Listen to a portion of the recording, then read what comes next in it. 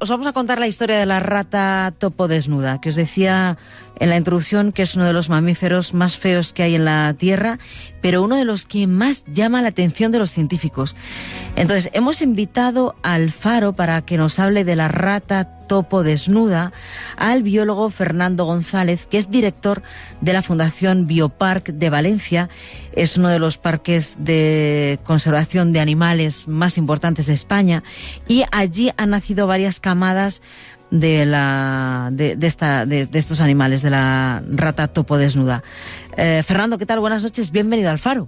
Buenas noches, encantado. Sabes que estoy fascinada con la rata topo desnuda. Estamos todo el equipo fascinadas porque es una biología que tiene muy sorprendido al mundo científico, ¿no? La de este animalito. Sí, la verdad es que es un animal que si lo ves, cuando lo ves la primera vez, te resulta realmente feo. Sí. Es como un topo que le hayas pelado, le hayas quitado toda la piel, el pelo más que la piel, sí. y resulta un animal bastante sorprendente, pero en cuanto empiezas a conocer cómo es su vida y sus costumbres y sus particularidades, que es lo que tiene a la ciencia pues sorprendida y enloquecida, pues entiendes que es un animal muy singular, es casi único. Sí, por lo que hemos documentado, Fernando, pues tiene a todo el mundo alucinado y como dices, es un animal casi único porque puede sobrevivir sin oxígeno durante mucho tiempo, porque es resistente al cáncer, porque dicen que, ahora me confirmas, ¿no?, que puede tener el secreto de la eterna juventud y porque siendo un mamífero tiene la sangre fría y se relaciona como un insecto. Exacto. Entonces, vamos a ir, si quieres, por partes, ¿no? Pero es un animal, como dices, muy particular. Sí, todo en su biología se sale de la norma de lo que es un roedor, un topo, un insecto, un mamífero. Como no sé por dónde empezar, porque pues, mira, si quieres, has hecho una descripción perfecta. Sí, si quieres empezamos por lo de mamífero de sangre fría. ¿Cómo puede ser mamífero y tener la sangre fría? Pues mira, yo creo que todas las respuestas, y empezamos ahora con esta, tienes que pensarlas como una adaptación a donde viven, que viven debajo de tierra prácticamente toda su vida, en unas galerías en las que más o menos también se mantiene una temperatura estable, sí, y en la que viven hasta 300 individuos, pues son unas colonias enormes. Entonces estos animales que no tienen pelo, sí, porque lo han perdido porque no les hace falta allá abajo, no son capaces de regular su temperatura como nosotros y como la mayoría de los mamíferos. Entonces dependen de la temperatura, no tienen ni la capa de grasa aislante ni el pelo y dependen de la temperatura exterior para tener más o menos calor. Pero consiguen regularse muy bien porque, como te digo, viven en un mundo bastante estable. Vale, entonces, ¿de qué se alimentan si viven debajo de la tierra? Bueno, no salen a nada. Sobre todo lo que más les gustan son los tubérculos, las raíces, pero especialmente los tubérculos. Algún insecto también se comen, alguna larva de insecto, pero eso hace que también tenga como enemigo a los agricultores de donde viven, que es el este de África, pues en países como Kenia, Somalia, Etiopía. Entonces ellos van como a 2 metros del suelo como mucho, hacen unas galerías enormes y cuando encuentran un tubérculo pues se lo comen. Y eso para un agricultor es terrible, ¿no? Claro, por eso hablabas de esos dientecillos que tienen, que llaman mucho la atención en su aspecto físico, ¿no? Una especie de rata sin pelo. Llama mucho la atención, sí, porque por el tamaño, pero sobre todo cuando luego lees que además los utilizan sobre todo para excavar. Bueno, los utilizan para defenderse porque se pelean bastante, los utilizan para comer, pero sobre todo los utilizan para cavar esas galerías y por eso los tienen por delante de los labios, de forma que pueden cavar teniendo la boca cerrada y para evitar que se les meta la arena. La arena, qué curioso. Sí. Yo decía que hemos leído también que se organizan como insectos. ¿Esto qué significa, Fernando?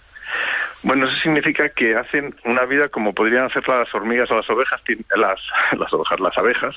Tienen una reina, que es la que parte el bacalao en la colonia, y después el resto están organizados, cada uno en un grupo de trabajo diferente. Se organizan, hay unos soldados, digamos, que vigilan las entradas y que además excavan.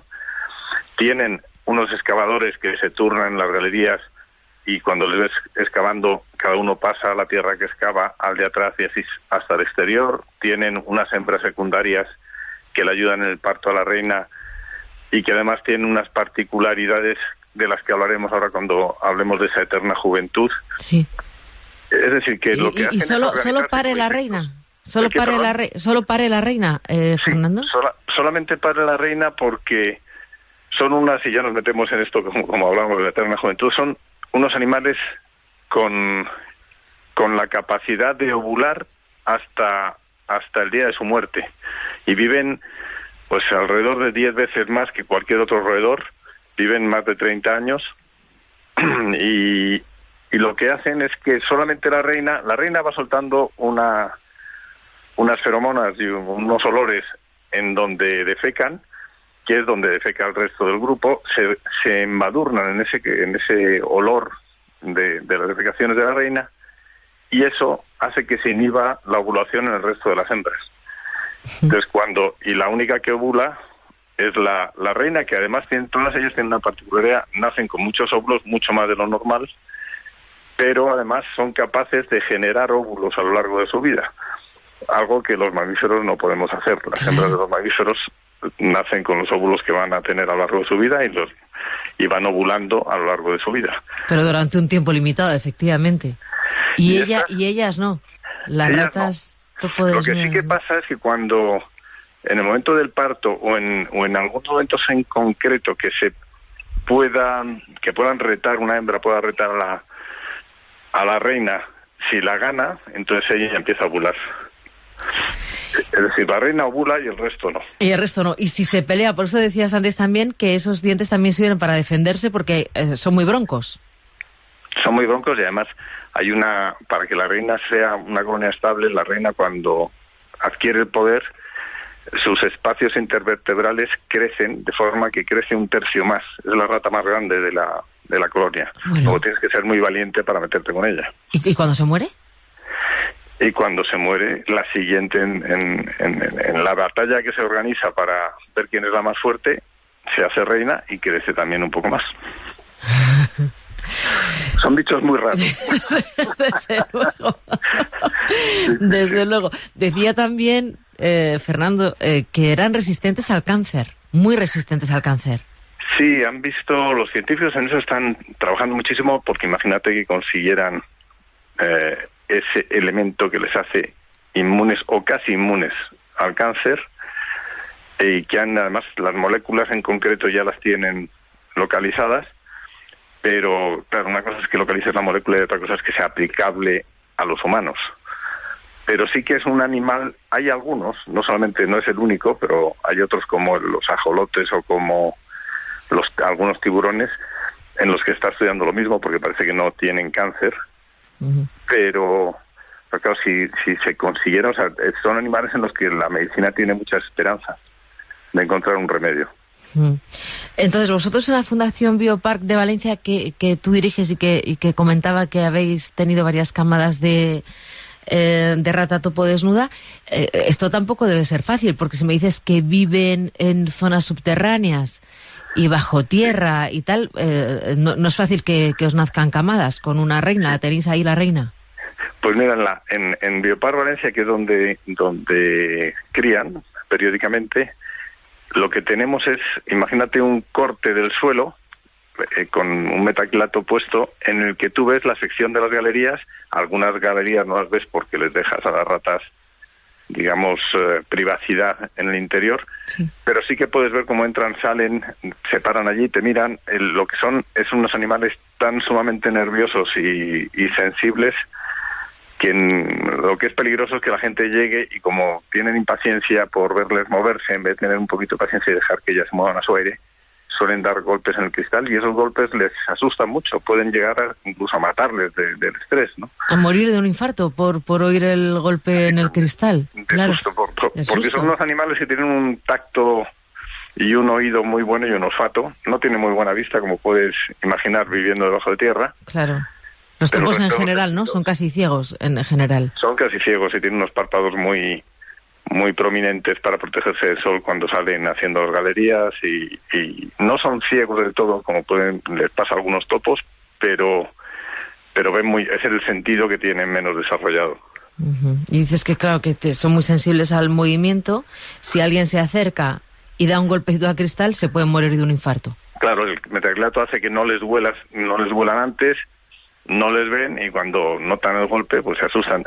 Date cuenta también que los enemigos que tienen naturales suelen ser animales que se pueden meter en las galerías, como una serpiente. Entonces, la tensión de repente no ver nada, o no leer nada, mejor dicho, y que te den un golpe, pues les puede provocar ese susto. Fernando, para los científicos, ¿qué es lo que más os interesa de la rata topo desnuda? ¿Que sea resistente al cáncer? Que me parece que ya hay alguna especie de tiburón que también lo es, algún otro animal que también lo es, o que tenga el secreto de la eterna juventud. Bueno, a cada científico, en función de su especialidad, les sorprende una cosa. A mí, por ejemplo, me llama muchísimo la atención, que lo comentabas al principio, que sean capaces de vivir con un 10% de oxígeno, o sea, con una concentración de oxígeno que nos mataría a cualquiera, ellos viven normalmente. Y sin oxígeno pueden estar 20 minutos. O sea, nosotros no sé cuál será el récord, pero lo normal es que yo en la piscina debajo del agua aguanto 1 minuto con suerte. Sí, claro, 2 claro. Si entrenas, pero 20 minutos es una barbaridad. A mí eso me llama mucho la atención.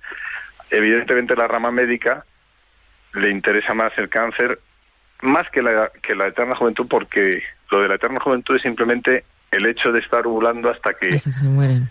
Hasta que te mueres, pero evidentemente se mueren, no son eternas. Si dejas una rata desnuda sola y con todo lo que necesite para vivir, a los 35 o 38 años se muere de vieja, sin tener aspecto de vieja.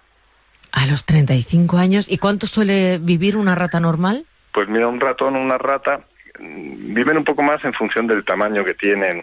Es decir, un roedor más grande vive más que uno pequeño, pero un ratón puede vivir 2 años, una rata 3, 4 como mucho. Y estas duran 30, 35. Me vas a perdonar la broma. No tienen pinta vieja porque ya nacen con pinta de viejas. Porque yo he visto la foto. Totalmente. Y aparte de ser efectivamente poco agraciadas, están medio arrugadas con 4, sin pelo, vamos, apenas 4 pelos y ya parece como que están arrugadas. Pero entiendo que no cambian prácticamente su aspecto físico, ¿no? En 35 Exacto, años. No tienen deterioro de que se muevan más despacio, ni que sean menos fuertes, ni nada por el estilo. De aspecto, como decíamos al principio, cualquiera que las vea les horroriza. Pero claro, entre ellas, como no se ven, pues se verán guapas, porque no. Qué curioso. ¿Y cuántas tenéis en Biopark, Fernando? Pues con esta última camada me pillas porque no lo sé. Pero muchas. Sí, muchas. Lo que no podemos por la instalación que tenemos es llegar a, como pasa en la naturaleza, a tener 300. Te quiero decir, a partir de un número, a partir del número en el que no tienen confort y no están bien ellas, pues empiezan a distribuir por otros parques europeos en los que llevan el programa de cría de las ratas topo. Sí. Y ya para terminar, todas estas investigaciones de la rata topo desnuda, ¿son recientes?